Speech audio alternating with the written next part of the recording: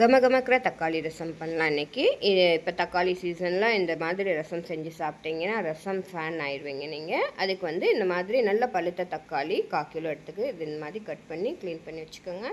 அதுக்கப்புறம் ஹாட் வாட்டரில் இதில் ஒரு சின்ன நெல்லிக்காய் சைஸில் புளியும் 1 டேபிள் ஸ்பூன் கல்லுப்பும் ஆட் பண்ணி இதை 10 நிமிஷம் மூடி விட்டு அதுக்கப்புறம் இதை மேஷ் பண்ணிக்கோங்க. ஹாட்டாக இருக்கிறதுனால நான் மேஷர் யூஸ் பண்ணல, அப்படி கையால் பண்ணால் ரொம்ப நல்லது. இப்போ இதில் இருக்க தோலெல்லாம் நம்ம தனியாக எடுத்துக்கலாம். அதுக்கப்புறம் இதில் 1/4 டீஸ்பூன் மஞ்சள், 1/2 டீஸ்பூன் வந்து சாம்பார் பொடி ஆட் பண்ணிவிட்டு, இப்போ காரம் அதிகம் தேவைப்பட்டால் நீங்கள் 1 டேபிள் ஸ்பூன் கூட ஆட் பண்ணிக்கலாம் சாம்பார் பொடி. அதுக்கப்புறம் 1 லிட்டர் தண்ணி இதில் ஆட் பண்ணிக்கோங்க. இதை மூடி ஒரு சைடில் வச்சிடலாம். இப்போ வந்து சூடான கடாயில் துவரம்பருப்பு 1 டீஸ்பூன், மிளகு 1 டீஸ்பூன், ஜீரகம் 1 டீஸ்பூன், அப்புறம் கொத்தமல்லி வேறு 2 டீஸ்பூன் ஆட் பண்ணி இது நல்லா வருங்க. இப்போ அதில் வந்து காஞ்ச மிளகாய் 2-3 ஆட் பண்ணிக்கலாம். இதெல்லாம் மணம் வர வரைக்கும் நம்ம இதை வறுக்கணும். அதுக்கப்புறம் இதை மூடி ஒரு சைடில் வச்சிடலாம், ஆற விடலாம். அதுக்கப்புறம் மிக்சர் ஜாரில் ஒரு 7-8 பூண்டு பல் ஆட் பண்ணிக்கோங்க.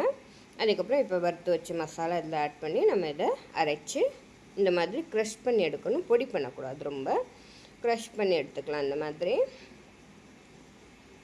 இதை மூடி வச்சுக்கோங்க. அதுக்கப்புறம் கடாயில் வந்து ஒரு கரண்டி ஆயில் விட்டுக்கோங்க. 1 டீஸ்பூன் கடுகு ஆட் பண்ணி, கடுகு போட்ட உடனே இதில் நம்ம மஞ்சள் போட்டுக்கணும். அப்போ தான் வெடிக்காமல் இருக்கும். ரொம்ப வெடிக்கும், ஆனால் நம்ம மேலெலாம் தெரிக்க நாலா பக்கமும் சேர்த்தோம்லே அது ஆகாது. அதுக்கப்புறம் காஞ்ச மிளகாய் கிள்ளி போட்டு இப்போ நம்ம அரைச்சி வச்ச பொடியை இதில் ஆட் பண்ணிவிட்டு இதை நல்லா வறுக்கணும். இது ஆயிலில் நல்லா வறுத்தா அந்த பூண்டெல்லாம் வறுபட்டு நல்ல ஒரு ரசத்தில் ஒரு மணம் வரும். சூப்பராக இருக்கும். இந்த மணத்தை நீங்கள் கண்டிப்பாக இந்த மாதிரி நீங்கள் ட்ரை பண்ணுங்கள். பொடி அப்படியே போடாமல் இந்த மாதிரி நல்லா ரோஸ்ட் 1 நிமிஷம் இதை நல்லா ஸ்லோ ஃப்ளேமில் ரோஸ்ட் பண்ணதுக்கப்புறம் இப்போ நம்ம தக்காளி ரசம் கலக்கி வச்சுருந்தீங்களா அதை இதில் ஆட் பண்ணிவிட்டு இதுக்கு நல்லா கொதிக்கணும். கொதிச்சுட்டு இந்த டைமில் நீங்கள் இதில் பெருங்காயம் தாளிக்கும் போதே ஒரு 1/4 டீஸ்பூன் பெருங்காயம் ஆட் பண்ணிக்கோங்க. நான் அந்த வீடியோ காமிக்க முடியல.